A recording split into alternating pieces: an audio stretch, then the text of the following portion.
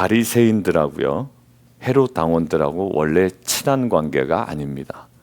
정치적으로 달라요. 바리새인은 로마의 권력에 좀 순응하는 편은 아니죠. 근데 헤롯 당원들, 근데 여기는 또 거기와 친 로마 쪽입니다. 원래 같이 붙어 있어서는 안 되는 사람들인데 지금 같이 붙어서 무엇인가를 질문합니다. 질문의 의도는 순수하진 않아요. 근데 예수님께서 그 질문의 의도를 아시고 다른 질문을 던지십니다. 그 두 질문 속에 담겨 있는 오늘 우리가 묵상할 내용들을 함께 좀 보도록 하겠습니다. 첫 번째요. 중심을 가리는 말이 아니라 중심을 드러내는 말이 우리 가운데 있었으면 좋겠습니다. 그러니까 중심을 가리는 말이 아니라 중심을 드러내는 말. 16절 한번 보실까요? 16절 같이 한번 좀 길지만 다시 한번 읽겠습니다. 시작. 예, 겉으로 보면 굉장히 공손합니다. 그리고 예의도 갖췄고요. 심지어 말도 맞습니다.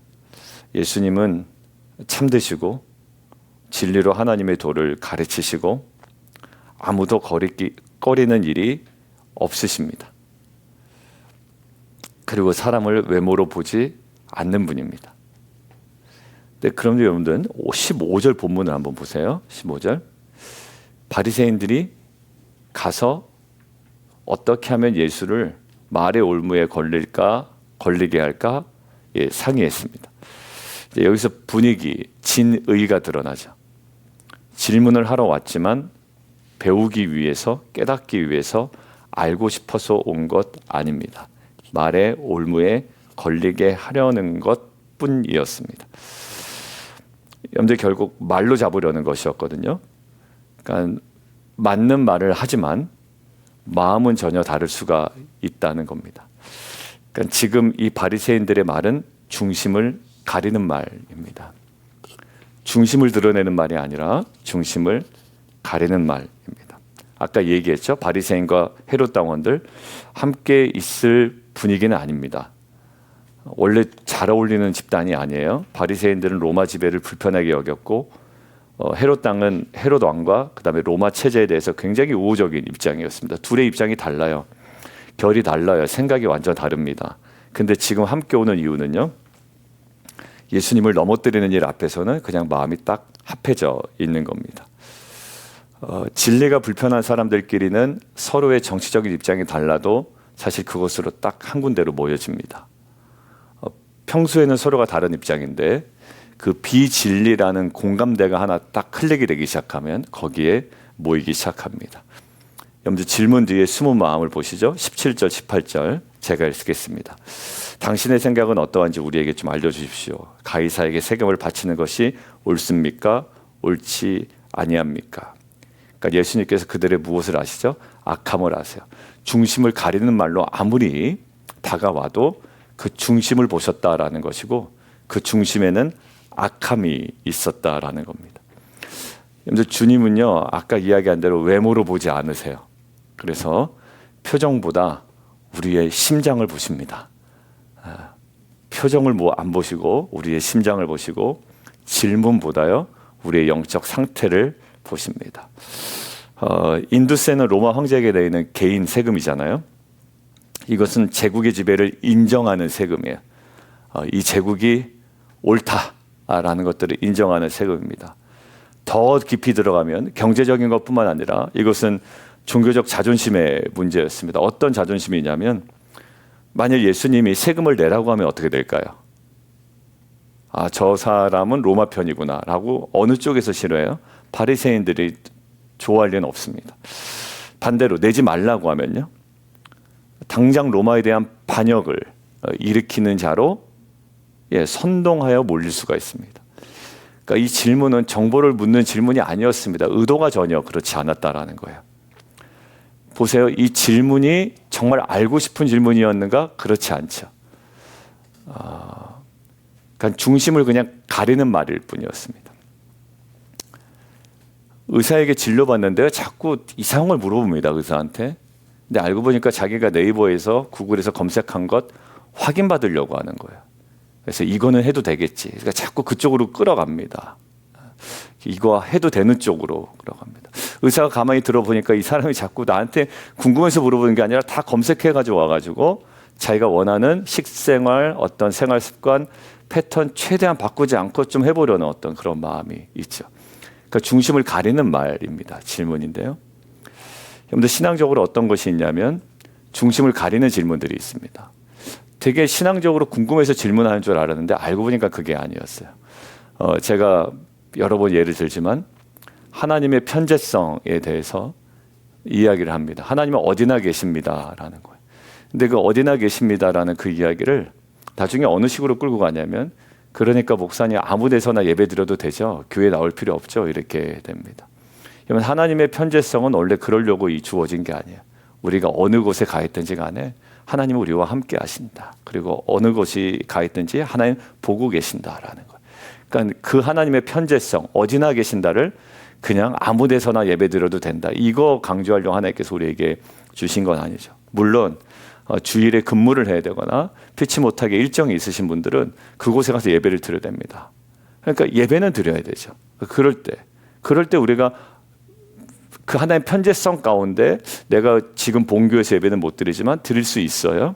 그렇지만 이제 뭐 교회 굳이 나와야 되냐? 그러면서 이제 온라인으로 예배를 드리는 겁니다. 그러면서 나는 하나님은 어디나 계시니 상관없다라는 거죠. 그냥 자기가 갖고 싶은 것이 있는 거예요. 자기가 취하고 싶은 것이 있는 겁니다. 그리고 또 하나님의 거룩한 속성을 어떻게 인용을 하냐면 하나님은 뭐든지 다 아신다. 하나님 뭐든지 다 아세요. 그러니까 하나님은 모르시는 것이 없죠. 그러니까 하나님은 모르시는 것이 없기 때문에 기도하지 않아도 된다. 이제 이렇게 되는 겁니다. 여러분들 하나님이 모든 것을 다 알고 계시기 때문에 우리에게 기도하지 말라고 얘기한 적 한 번도 없거든요. 근데 중심을 가리는 말로 자꾸 우리가 우리의 신앙적 편의를 추구하려는 마음이 있다라는 거죠. 저에게 자꾸 물어봅니다. 술 그래도 그러니까 술을 자꾸 문제 얘기하니까 최근에 술을 얘기하니까 술을 물어보세요. 그러니까 그러면서 자꾸 물어보는 이유는 뭐냐면 그래도 조금은 먹어도 되지 않냐는 거예요. 그러니까 그 중심은 그겁니다. 조금은 그래도 먹어도 되지 않냐. 그런데 제가 말하는 그 포인트를 잘못 짚으신 거예요. 이거는 먹지 말라 먹어라라가 문제가 아니라 이 술의 문제에 있어서 가정에 있어서의 그 아이들 앞에서 노출되는 것들이 나중에는 분명히 아이들이 그것들을 보고 배우는 것뿐만 아니라 이것이 저에게 와서 얘기한다니까. 제가 깜짝 놀랐어요. 우리 어머니 아빠가 냉장고에 맥주 있고요. 뭐 이러면서 얘기를 하는 거예요. 아무 생각 없이 얘기했겠죠. 그런데 이것이 덕이 되냐 덕이 안 되느냐라는 관점에서 제가 얘기한 겁니다. 여러분들이 어디 가서 맥주 한 잔씩 먹고 있는 모습이 여러분들 공동체 덕이 되겠냐라는 거예요. 누구한테 분명히 실족된다라는 거죠. 제가 어디 가서 점심에 밥 먹으면서 맥주 한 잔 할 수 있어요. 목사님 저한테 아무리 그렇게 얘기해봤자 저를 꼬드겨봤자 제가 맥주를 마시잖아요. 그러면 우리 아이들도 알아요.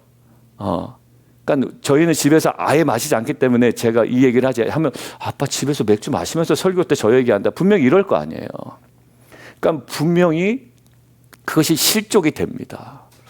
여러분들 근데 최대한 어떻게 보면 마셔야 되는데 나는 말이죠. 그것이 괜찮은 것 같은데 이런 논쟁을 사실 할 필요가 없습니다. 여러분들 결국 여기서 우리는 자기 자신을 돌아봐야 됩니다. 말씀을 도구로 쓰면 안 됩니다. 술 취하지 말라고 그랬잖아요. 마시지는 뭐 말라고 하진 않았잖아요. 그러니까 중심을 자꾸 가리는 말이 아니라요. 우리가 한번 결단해 보는 거예요. 왜냐하면 술 마셔서 덕이 되는 게 하나도 없더라고요, 사실. 목회자들에게 얘기하고 가까운 유흥열 목사님이 부목사님과 대담하는 이런 유튜브 영상이 있어요. 술 어떻게 됩니까? 결론은 뭐냐면 안 드시는 게 제일 좋습니다라는 거예요. 결론은 그거예요. 안 드시는 게 좋습니다. 어떻게 해서는지 뭐 해야 된다 그러면 그걸 말릴 수 없겠지만 안 드시는 게 제일 좋습니다. 여러분들 결국 말씀을 도구로 쓰면 안 됩니다. 취하지 말라고 그랬지 마시라고 그랬지 마시지 말라고 하진 않았잖아요. 하나님 어디나 계시잖아요. 예배 굳이 교회 와서 드려야 되나요? 온라인으로 드려도 되죠. 하나님 다 아시잖아요. 기도하지 않아도 되죠. 다 아시잖아요. 여러분들 결국 내 중심을 가리는 말로 우리가 나서는 것이 아니라 우리의 중심을 온전히 드러내는 말로, 그냥 예는 예스로 하고요, 아니면 아니라고만 하면 되는 거예요. 근데 우리가 말로 이렇게 신앙생활을 하는 게 익숙해지다 보면 우리 안에 좀 그 영적인 거품이 많이 생기고요, 오히려 그것이 하나님과의 직접적인 관계를 가로막는 아주 중요한 걸림돌이 되더라고요. 지금 보세요. 주님과의 관계가 딱 막혀버리잖아요. 왜? 중심을 가리는 말 때문에 그렇습니다. 중심을 드러내는 말 하세요. 하나님, 쟤 진짜 미워요. 괜찮아요. 하나님, 미워하는 감정이 없어지질 않아요. 이거 어떻게 하면 좋죠? 근데 한 단계 더 나가야 돼요. 근데 용서하고 싶은 마음도 사실 없어요, 주님. 그러다 갑자기 우리 팍 터질 때가 있어요. 여러분들, 그냥 용서하고 싶어서 용서하는 게 아니에요. 주님 하라고 하셨기 때문에 제가 하는 거예요. 여러분들, 제가 무슨 성인군자예요? 아니, 저도 사람 되기를 포기하지 말자 그랬죠. 유진 피터슨 그때 월요일 날로 말씀 나눴잖아요. 여러분들, 그러고 저는 기도를 어떻게 하냐면, 하나님 진짜 속상해요, 이렇게 한다고요. 그리고 용서하고 싶지 않아요. 도저히 이해되지 않아요. 감정이 추스러지지 않아요. 그렇게 나간다고요. 그때 만지시는 거예요. 저는 그 자리는 떠나지 않았으면 좋겠어요. 중심을 드러내는 자리. 중심을 자꾸 가리는 자리. 괜찮은 척은 그냥 사람 앞에서는 할 수 있죠. 근데 하나님 앞에서는 온전히 드러내야 돼요. 이거 뭡니까? 이 질문의 의도를 뻔히 아는 주님 앞에서 이럴 필요 없잖아요. 우리가 반항의 질문, 수업 시간에도 꼭 자기 잘난 체하려고 하는 질문들이 있어요. 그죠? 나 안다라는 것을 좀 드러내려고 하는 질문이에요. 그러니까 싹 분위기 망쳐버리는 거예요. 그러니까 정말 궁금해서 하는 질문과 조금 나의 지식 수준을 드러내려고 좀 티내려고 하는 질문은 좀 수업 시간에 이렇게 느낌이 오잖아요. 대학 수업이나 이렇게 듣다 보면. 그래서 결국 우리의 정말 중심을 자꾸 가리는 질문이나 우리의 커뮤니케이션이 아니라 하나님 앞에 중심을 드러내는 질문. 그래야 사람과의 관계에서도 투명해지더라고요. 어제도 우리 텐트지기 훈련학교 하면서 딱 그 중심에 있는 말 한마디 한 거예요. 내가 정말 집사님 살리기 위해서 왔다. 진짜 얘기해서 집사님 살리기려고 왔고, 집사님 살아났으면 좋겠다 말씀드렸어요. 근데 그러면서 정말로 만약에 이제 제가 구슬리려고 그랬으면 그냥 그렇게 끝났을 거예요. 근데 감사하게도 하나님께서 중심을 잘 드러내 주셨고 중심이 잘 맞닿았어요. 그래서 또 회복되어가는 하나의 과정 중에 또 계십니다. 여러분들, 우리의 마음이 또 입술이 중심을 자꾸 가리는 말이 아니라 중심을 정확하게 드러내는 말로 또 우리의 태도로 나아갔으면 좋겠습니다. 자, 두 번째요. 가이사의 형상이 새겨진 것 누구에 돌리래요? 가이사에게. 그리고 핵심은요, 오늘 두 개만 할 건데, 하나님의 형상을 지닌 우리는 하나님께 드려야 된다. 오늘 질문을 싹 바꿔버리세요. 자, 보세요. 20절. 예수님께서 말씀하시되, 그러면서 뭐죠? 이 형상과 글이 누구 것이냐. 예수님 바로 대답하지 않으시죠. 대답을 하려면 어떻게 돼요? 가이사에게 생을 바치는 것이 옳다, 옳지 않다라고 대답을 하셔야 되는데, 그렇게 얘기하지 아니하시고 이 형상과 글이 누구 것이냐라고 질문하시죠. 오늘 이 사람들의 질문과 예수님의 질문 두 가지로 묵상한다고 그랬잖아요. 자, 이들이 가져온 거 데나리온인데 널리 쓰는 은화입니다. 은화인데 인두세를 내던 그 동전이에요. 근데 이 동전이 왜 중요하냐면 단순히 숫자만 있는 것이 아니라 실제로 거기 형상이 있습니다. 티베리우스 황제, 그 데나리온, 티베리우스 가이사의 얼굴이 새겨져 있는데 그 주변에는 대략적인 이런 뜻이 적혀 있습니다. 뭐 디바인 아우구스티스 해가지고 Son of Divine Augustus, 그러니까 그 신적인 아우구스티스의 뭐 아들, 뭐 티베리우스 가이사 뭐 해가지고 이렇게 적혀 있는 거예요. 유대인의 입장에서 보면 굉장히 불편한 동전이잖아요. 그게 디바인이라고 되어 있고. 자, 그런데 단순한 화폐가 아니라 로마 제국의 어찌 보면 정치적 권력과 황제 숭배라는 이데올로기가 거기에 집약된 동전이거든요. 그러니까 그 체제 안에 그들을 살고 있었고 그 체제 안에서 경제 활동하고 있었어요. 자, 근데 예수님께서 말씀하십니다. 가이사의 것은 가이사에게, 하나님의 것은 하나님에게. 잘 보세요. 그 형상과 글이 누구의 것이냐 이렇게 되죠. 형상. 여러분들 여기서 형상이라고 할 때 무엇이 제일 먼저 떠올려 주세요? 창세기 1장에 있는 우리가 우리의 형상을 따라 사람을 만들자라고 했죠. 우리는 가이사의 형상이 아니라 하나님의 형상을 따라 지음을 받은 존재잖아요. 자, 지금 예수님이 뭐라고 말씀하시냐면 바치라라고 되어 있는데 이 바치라는 말 21절에 있는 말이요. 되돌려주라, 마땅히 돌려주라라는 거예요. 되돌리다라는 말입니다. 그러니까 예수님의 질문의 중심은 어디에 있냐면 하나님의 것은 하나님께, 하나님의 형상이 있는 너희들은 어떻게? 하나님께 온전히 바쳐라. 야, 그 동전 가이사 얼굴 있잖아. 가이사에게 당연히 바쳐. 근데 그냥 돌려주라라는 의미예요. 그 돌려줘라. 왜냐하면 그 질서 안에 있는 거니까 돌려줘라. 그런데 하나님의 형상이 있는 너희들의 인생을 누구에게? 전적으로 하나님께 바치라라는 메시지. 동전이 새겨진 것이 가이사의 형상이면 동전 가이사에게 돌려줘. 그런데 너는 이렇게 물어보는 거예요. 내 안에는 하나님의 형상이 새겨져 있다. 내 자신은 하나님께 드려라. 이게 핵심이에요.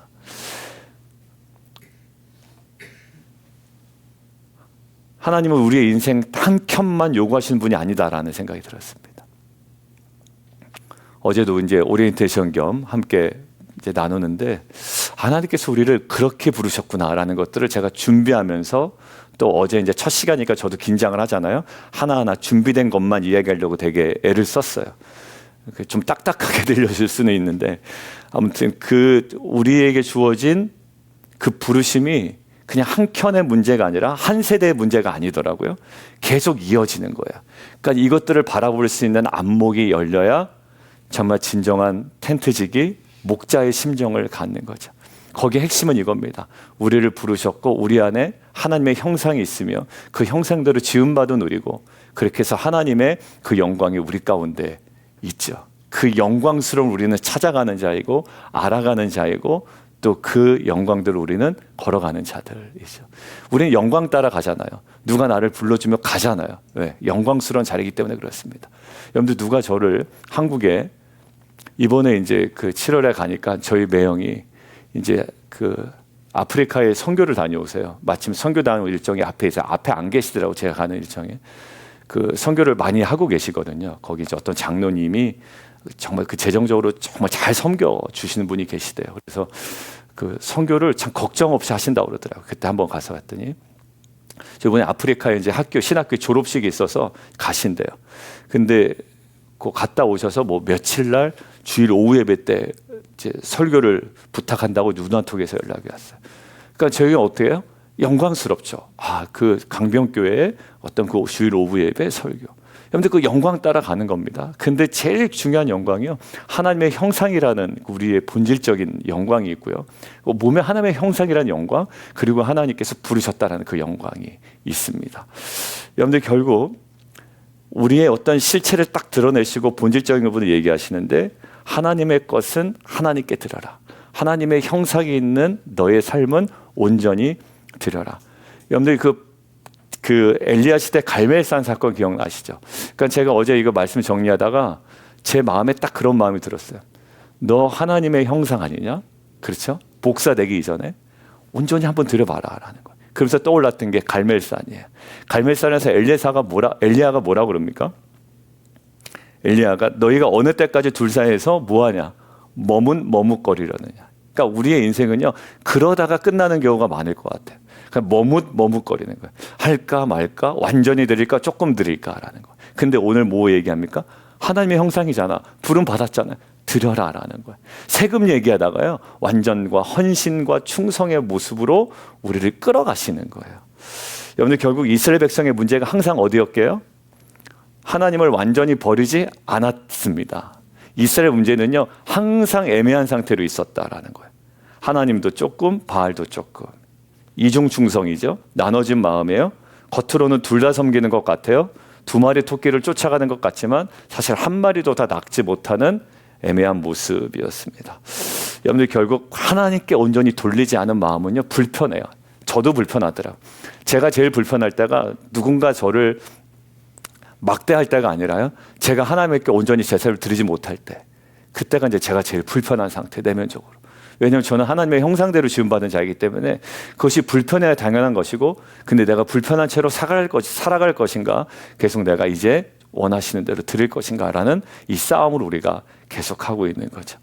여러분들, 하나 우리가 말씀 나누고 이제 좀 기도하려고 하는데요. 여러분들, 어느 그 청년이 직장에 들어갔다고, 우리 마침 직장에 들어갔는데, 직장에 들어갔다고 해서, 그리고 그 직장으로부터 월급을 받는다고 해서요, 그리고 정부한테 세금을 낸다고 해서, 여러분들 이 데니얼의 인생의 주인이 국가는 아닌 거예요. 근데 그거는 명확하잖아요. 그렇다고 해서 직장에 충성하지 않을 건 아니에요. 해야 돼요. 그리고 국가에 세금도 잘 납부해야 됩니다. 그렇다고 해서 국가나 회사가 주인은 아니란 말이에요. 이게 똑같습니다. 여러분들, 우리 자녀가 학교에 등록이 되어 있죠. 그렇다고 그 학교가 이 학생의 주인이 되는 건 아니에요. 세상은 우리에게 많은 요구를 했습니다. 시간을 요구할 수도 있고요, 노동을 요구할 수도 있고요, 세금을 요구할 수도 있고요, 성과를 요구할 수도 있어요. 직장에서는 특별히 또 그래요. 그러나 세상은 우리의 예배를 가져갈 수는 없다는 거예요. 그리고 우리의 정체성을 가져갈 수는 없어요. 하나님의 형상으로서의 우리의 충성 다할 것들 뺏어갈 수 없다는 거. 오직 하나님께만 속한 것입니다. 오늘은요, 하나님의 것은 하나님께. 결국 부분이 아니라 결국 우리의 전부를 우리가 내어드리기로 좀 지속적으로 결정해가는 저와 여러분 되었으면 좋겠습니다. 어제도 이야기했듯이 중간에 또 실패할 거예요. 그러나 그 진리 앞에 우리가 계속 서 있다면 하나님의 형상을 지닌 자답게 하나님께 속한 인생으로 좀 더 영광스럽고 멋지게 살아갈 수 있지 않을까. 참 귀하다라는. 그래서 어제 이제 그 마지막 과제가 뭐였냐면요, 그 첫 번째 강의에 대한 소감문 작성이에요. 그러니까 목사님 강의가 너무 좋았어요, 이런 거 말고 그게 제일 쓸데없는 것 같아요. 그거 딱 들으면 다른 성도들이 다 기분 나빠합니다. 그런 간증하면 그거 해주시는 우리 목사님께 감사를 드리고, 공산당 같잖아요. 결국 깨닫게 하신 분은 성령님이신데, 그래서 강의 소감문이야. 이걸 통해서 하나님께서 나에게 뭘 어떻게 말씀해 주셨는지. 근데 거기에 핵심이 뭐였냐면 형용사였어요. 앞에. 그러니까 제출할 때 앞에다가 조재영을 쓰는데, 어떤 조정이냐면 내가 추구하고 싶은, 내가 꼭 놓치고 싶지 않은, 그리고 내가 평소에 많은 사람들에게 들었던, 아니면 듣지 못했지만 내가 그렇게 되고 싶은, 앞에 형용사를 적는 어떠한 조재영, 그리고 소감문을 적는 겁니다. 저는 그 어떤 그 앞에 있는 형용사가 저희들에게 하나님의 형상을 주신 하나님의 부르심이 그 형용사가 되기를 원해요. 지금은 형편없어 보일지 모르지만 계속 하나님 우리를 그렇게 빚어가실 겁니다. 어쩔 때 우리가 하나님의 형상이기 때문에 우리의 삶을 온전히 내어드릴 때 그러한 존재로 우리를 만들어 가실 줄 믿습니다. 우리는 결론이, 오늘 함께 좀 기도하며 나가도록 하겠습니다. 함께 좀 같이 기도하는데요, 우리가 중심을 가리는 말을 하지 않았으면 좋겠습니다. 뻔한 말, 그 다음에 너무 신앙적인 말 있죠. 근데 중심은 그렇지 않은데 너무 신앙적인 말, 순종하지는 않으면서 질문만 하는 완고한 마음. 우리가 좀 이 시간 고백할 때 하나님 내 중심을 새롭게 하여 주시옵소서. 그리고 우리가 하나님의 형상을 가진 자잖아요. 내 삶 전체를 하나님께 드리게 해주십시오. 언제까지 머뭇머뭇거리게 하겠느냐, 이 엘리야가 이야기를 합니다.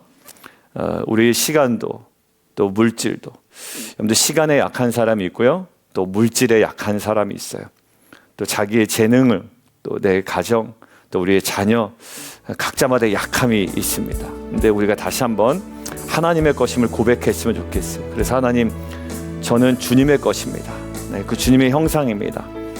내 인생을 표현한 어떤 그 형용사도 그 주님의 형상의 영광을 넘어설 순 없습니다. 하나님, 정말 그러한 자로 살아가게 도와주시고 우리의 예배와 우리의 충성과 우리의 헌신을 받아주셔서 정말 그 주님, 이 땅 가운데 주님의 일이 편만하게 이루어지고 하나님 나라가 세워지는 귀한 역사 있게 하여 주시옵소서. 우리 주님 이름 한번 부르고 함께 기도합니다.